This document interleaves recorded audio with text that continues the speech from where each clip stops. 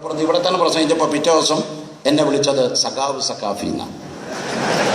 അങ്ങനെ എന്നെ പ്രകോപിപ്പിച്ചുകൊണ്ട് ഒരു മുസ്ലിയാരെ കയറിയിട്ട് സഖാവ് എന്ന് വിളിച്ചാൽ പിന്നെ അയാൾ പേടിക്കും. കാരണം അഞ്ച് പുലിവന് വേണ്ട സഖാവ് എന്നാണ് വിളിക്കുന്നത്. പക്ഷേ ഒരു കാര്യം ഞാൻ ഉറപ്പിച്ചു പറയാൻ ആഗ്രഹിക്കുകയാണ്. ഇവ നേരത്തെ ഇവിടെ ചോദിച്ചു, നമ്മുടെ കേരളത്തിൽ എന്തുകൊണ്ട് ഈ വർഗീയ കലാപങ്ങളൊന്നും ബാധിക്കുന്നില്ല? ബാധിച്ചിട്ടുണ്ട്. RSSകാരന്റെ കൊലക്കത്തിക്കിരയായത് ആരാ? NDF-കാരന്റെയും മുസ്ലിം തീവ്രവാദികളുടെയും കൊലക്കത്തിക്ക് ഇവിടെ ഏറെയാകുന്നതാരാ? നിങ്ങൾ പറയും. ആരാ? ഞാൻ പറയണ്ട. ആരാ? മാർക്സിസ്റ്റ് പാർട്ടിയുടെ ആളുകൾ.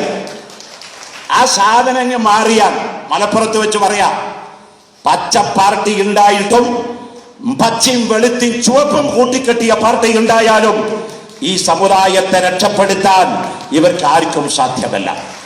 ഈ ഒരു സംരക്ഷണ വലയത്തിന്റെ മറവിലാണ് ഇവിടുത്തെ മതന്യൂനപക്ഷങ്ങളായാലും മറ്റുള്ളവരായാലും ഇവിടെ നിലനിൽക്കുന്നത്.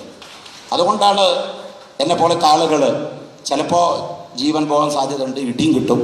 സന്ധ്യഭാരതി പറഞ്ഞ പോലെ മതിലല്ല, ചിലപ്പോൾ ചുമർ ഒന്നാകെ ചാടി ചൈനയിൽ വന്മതിൽ അപ്പുറത്തേക്ക് ചാടേണ്ടി വരും. പക്ഷെ പറയേണ്ടത് പറയാതിരിക്കെന്നാൽ പിന്നെ ടിപ്പു സുൽത്താൻ്റെ ഒരു വാചകം ഞാൻ കടമെടുക്കുകയാണ്. 400 കൊല്ലം പട്ടിയായി ജീവിക്കുന്നതിനേക്കാൾ നല്ലത് 4 നിമിഷം നരിയായി ജീവിക്കലാണ്. അതായിരിക്കണം മനുഷ്യത്വം. അതുകൊണ്ട് നിങ്ങളോട് എനിക്ക് പറയാനുള്ള, കൂടുതൽ വേദ സിദ്ധാന്തങ്ങളും ഭഗവത്ഗീതയും ബൈബിളും ഒന്നും പഠിപ്പിക്കാൻ ഇത് മതസദസ്സൊന്നുമല്ല. അതൊക്കെ ഓരോരുത്തരും പള്ളിയിൽ നിന്നും അമ്പലത്തിൽ നിന്നൊക്കെ പഠിക്കട്ടെ. പള്ളി പോകണം, പള്ളി പോട്ടെ. പ്രസംഗിക്കുന്നോ പ്രസംഗിക്കട്ടെ, നിസ്കരിക്കുന്നോ നിസ്കരിക്കട്ടെ. കമ്മ്യൂണിസ്റ്റുകാരെ സംബന്ധിച്ചിടത്തോളം എനിക്ക് വിരോധമുണ്ട് എനിക്ക് തോന്നില്ല. കാരണം ഞാൻ എൻ്റെ ഒരു സുഹൃത്താണ് K. രാധാകൃഷ്ണൻ ML, മുൻ സ്പീക്കറായിരുന്നു. KT ജലീലും അറിയാം. ഞങ്ങൾ രണ്ടുപേരും അദ്ദേഹത്തിൻ്റെ വീട്ടിൽ ചെല്ലുമ്പോൾ നിസ്കരിക്കുന്ന സമയം അദ്ദേഹം ഇങ്ങോട്ട് പറയും, സക്കാഫി അവിടെ പോയി നിസ്കരിച്ചോ. ജലീൽ നിസ്കരിക്കൽ അവിടെ കേട്ടോ. നിയമസഭയുടെ അകത്ത് സ്പീക്കറിൻ്റെ വീട്ടിൽ ജലീൽ സാഹിബ് ഞാനും നിസ്കരിക്കാറുണ്ട്. അപ്പം ഞങ്ങളെ രണ്ടാൾ ഇസ്ലാം ഒന്ന് പുറത്താക്കുമെന്നാണ് എനിക്ക് പേടി. കാരണം ഒരു കാര്യം മനസ്സിലാക്കണം, മതത്തിന്ന് പുറത്തായി ഞങ്ങൾ വിശ്വസിക്കുന്നു മതം അള്ളാഹുവാണ്, ദൈവമാണ് സ്ഥാപിച്ചത്. അതൊന്ന് പുറത്താക്കാനോ അകത്താക്കാനോ അധികാരം അള്ളാഹ്ക്കേ ഉള്ളൂ. ഇവിടെ വേറെ ഒരാൾക്കും ഇല്ല.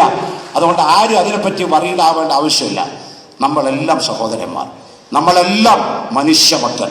മതങ്ങളുടെ മുഴുവൻ വരെ നന്മ തന്നെ പഠിപ്പിച്ചിട്ടുള്ളൂ. അത് ഭഗവത്ഗീത കൂടുതൽ വായിച്ചാൽ കൂടുതൽ മനുഷ്യത്വം ഉണ്ടാവും. ഖുർആൻ കൂടുതൽ വായിച്ചാൽ മനുഷ്യത്വം കൂടുതലുണ്ടാവും.